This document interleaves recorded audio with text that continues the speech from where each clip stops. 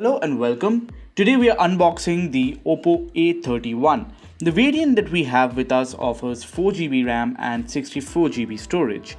Let's take a look at what you get in the box. The OPPO A31 rocks a triple camera setup, a large 6.5-inch display and a 4230 mAh battery. Inside the box, the first thing you see is the documentation envelope, followed by the smartphone itself. There's some quick info on the phone on the cover. We peel it off and the phone is in our hands. It does feel pretty good in the hands. You get a standard charging adapter from OPPO along with a micro USB cable for charging and data transfer.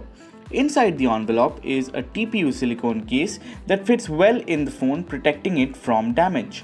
There's a SIM card tray remover and the necessary documents you need for warranty as well as a user guide.